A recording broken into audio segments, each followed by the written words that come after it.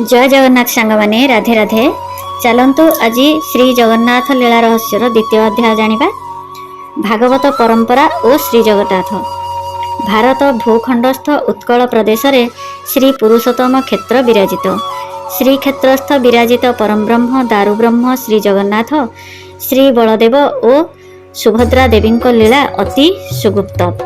श्रीक्षेत्रस्थ विराजित श्रीमंदिर रे श्री विग्रहंक सेवा अति विचित्रमय।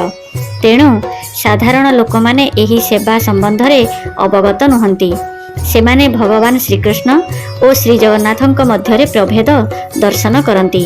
एपरिकी बहु तथाकथित पंडित माने मत प्रदान करुछंती जे भगवान श्रीकृष्ण श्री जगन्नाथंकर अंश बा कला। वास्तव में ए लौकिक मत स्वीकार योग्य नुह। श्रीकृष्ण श्री जगन्नाथ ही स्वयं श्रीकृष्ण। भिन्न भिन्न जुगरे परम ब्रह्म श्रीकृष्णंकर लीला विलास निमित्त भिन्न भिन्न रूप मात्र। हल मुसलधारी बलराम ही बलदेव, भौणी सुभद्रा और अनुज चक्रधारी श्रीकृष्ण निजे श्री जगन्नाथ स्वरूप विद्यमान। श्री जगन्नाथ देवंक चलती प्रतिमा श्री मदन मोहन। अतएव श्री मदन मोहन ही रसराज श्रीकृष्ण यह स्वतः प्रकाशित। जदि श्रीकृष्ण श्री जगन्नाथंकर अंश बा कला अटंती तेबे मूल विषय विग्रहंक निकटरे अंश बा कला किपरि प्रतिध्वनित हुए। एणु जगन्नाथ ही श्रीकृष्ण, श्रीकृष्ण ही स्वयं जगन्नाथ। श्रीकृष्णंकर समस्त लीला विलास जगन्नाथंक ठारे ही विद्यमान। भक्तंकर समस्त सेवा जगन्नाथ श्रीकृष्ण रूपरे स्वीकार करती। भक्तावतार श्री चैतन्य महाप्रभु श्री जगन्नाथंकु प्राणप्रिय श्याम सुंदर रूपे स्वीकार करिछंती। केउ भक्त निकटरे जगन्नाथ रूपरे तो कहा पाखरे कृष्ण रूपरे। एणु एथिरे भिन्न भिन्न ज्ञान करिबा अपराध मात्र। श्री मंदिर रे श्री जगन्नाथ गोपाल मंत्र रे आराधित हुंती।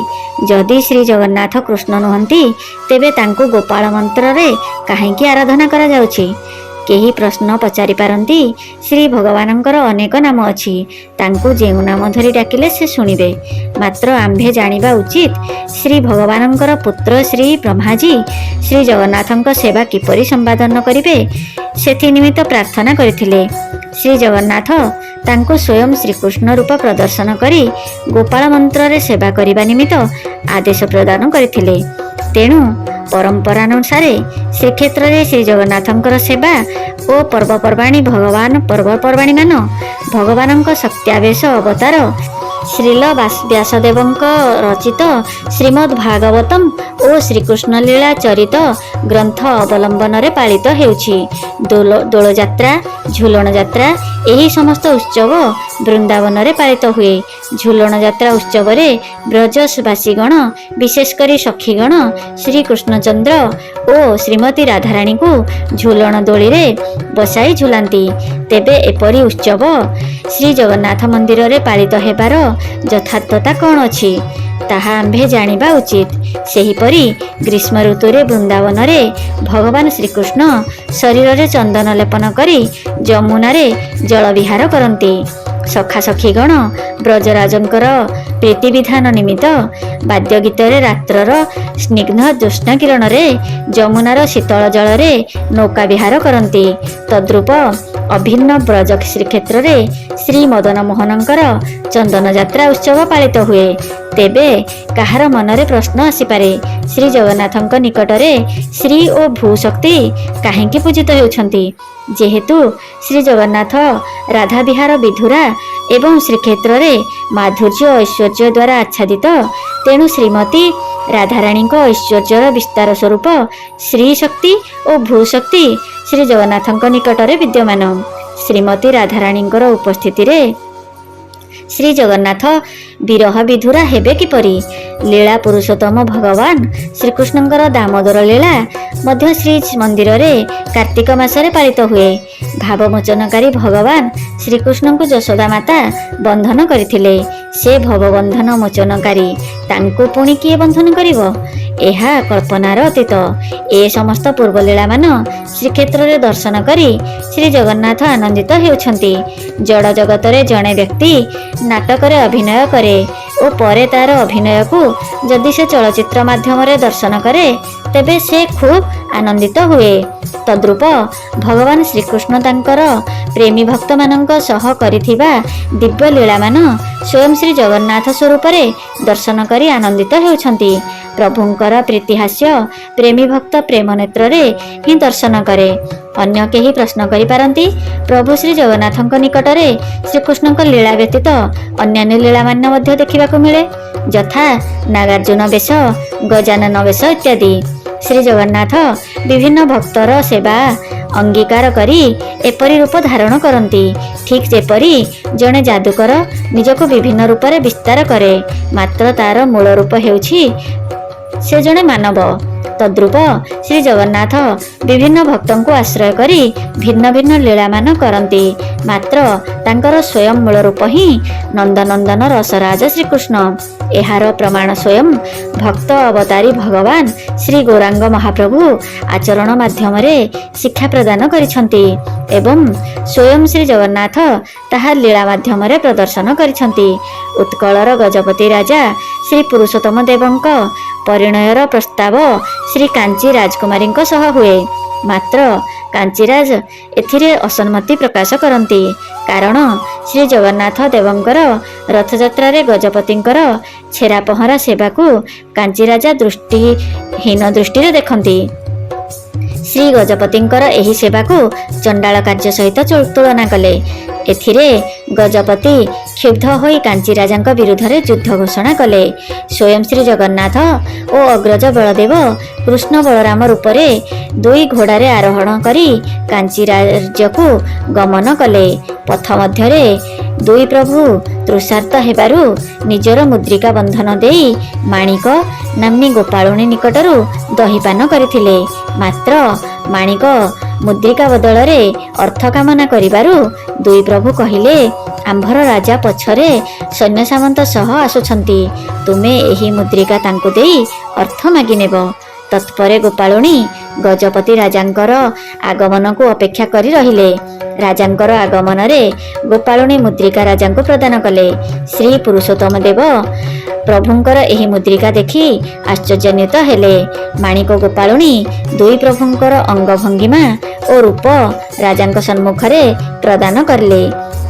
ରାଜା ଏହି ଉପମାରୁ ବୁଝିପାରିଲେ ଯେ ପ୍ରଭୁ ଜଗନ୍ନାଥଙ୍କ ଓ ଶ୍ରୀ ବଳଦେବ କୃଷ୍ଣ ବଳରାମ ରୂପରେ କାଞ୍ଚିକୁ ଗମନ କରି ମୋତେ କୃତାର୍ଥ କରିଛନ୍ତି। ସୁତରାଂ ଏହିପରି ପ୍ରଭୁଙ୍କର ବହୁ ଦିବ୍ୟ ଲୀଳାରୁ ସ୍ପଷ୍ଟ ସୂଚନା ମିଳେ ଯେ ପ୍ରଭୁ ଶ୍ରୀ ଜଗନ୍ନାଥ ସ୍ୱୟଂ ଶ୍ରୀ ରାସରାଜ ଶ୍ରୀକୃଷ୍ଣ ଅଟନ୍ତି ଏବଂ ଶ୍ରୀ ଜଗନ୍ନାଥଙ୍କୁ ଏହି ରୂପରେ ସେବା କଲେ ପ୍ରଭୁଙ୍କର ସର୍ବଶ୍ରେଷ୍ଠ ପ୍ରୀତି ବିଧାନ ହୁଏ। ଏହା ପ୍ରଭୁ ସ୍ୱୟଂ ତାଙ୍କର ପ୍ରିୟ ଭକ୍ତ ଶ୍ରୀ ଜୟଦେବ ଗୋସ୍ୱାମୀଙ୍କ ମାଧ୍ୟମରେ ପ୍ରମାଣିତ କରିଛନ୍ତି।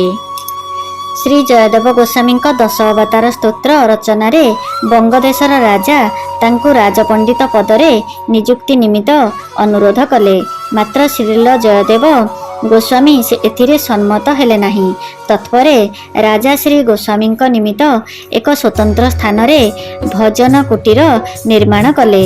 ରାଜାଙ୍କ ଅନୁରୋଧ କ୍ରମେ ଶ୍ରୀଲ ଜୟଦେବ ଗୋସ୍ୱାମୀ ସେଠାରେ ବାସ କଲେ।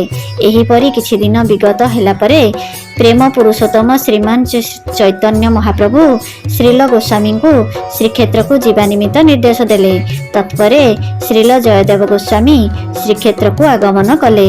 ଶ୍ରୀମାନ ଚୈତନ୍ୟ ମହାପ୍ରଭୁ ଯଦିଓ ସେହି ସମୟରେ ଧରାଧାମରେ ଆବିର୍ଭୂତ ହୋଇନଥିଲେ, ତଥାପି ପ୍ରେମୀ ଭକ୍ତ ଶ୍ରୀ ଜୟଦେବଙ୍କ ନିକଟରେ ଆବିର୍ଭୂତ ହୋଇ ଶ୍ରୀ ଜଗନ୍ନାଥ କ୍ଷେତ୍ରରେ ଲୀଳା ବିସ୍ତାର ସୂଚନା ପ୍ରଦାନ କଲେ।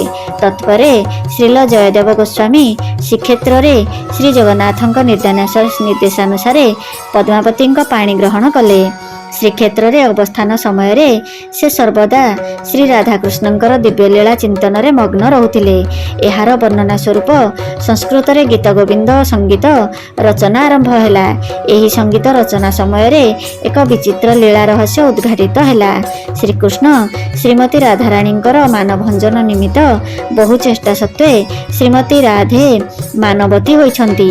ଶେଷରେ ନିରୁପାୟ ହୋଇ କୃଷ୍ଣଚନ୍ଦ୍ର ଶ୍ରୀମତୀ ରାଧାରାଣୀଙ୍କ ପାଦପଦ୍ମରେ କ୍ଷମା ଭିକ୍ଷା ମାଗି ତାଙ୍କର ଚରଣ ମସ୍ତକରେ ଧାରଣ ନିମିତ୍ତ ପ୍ରାର୍ଥନା କରୁଛନ୍ତି।